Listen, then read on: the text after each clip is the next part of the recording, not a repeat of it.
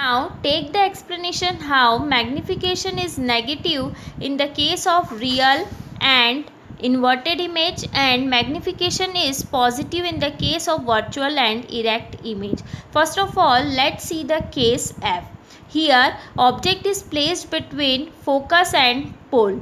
Then rule 4 is applied. A ray incident on the pole, after reflection it passes through pole. Now producing these ray backward direction and these ray also meet together at some point. So the image is formed as A dash B dash. Image is formed as A dash B dash and object placed as AB. Here HO is in upward direction as object is placed in the upward direction and the image is also formed in the upward direction. So HI is also positive and HO is also positive. So as the magnification formula is HI upon HO, when HI is positive, HO is positive, then we can say that magnification is positive.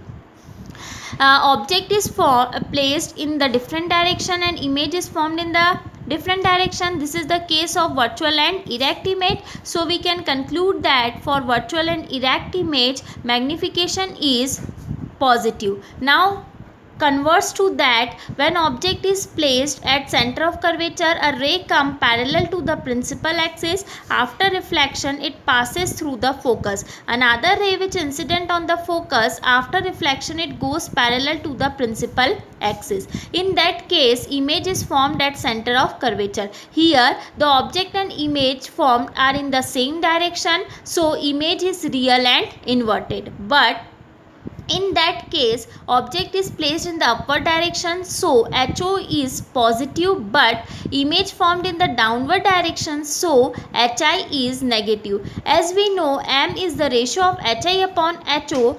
As HI is negative and HO is positive, so M is also negative. Thus we conclude that for real and inverted image, magnification is always negative.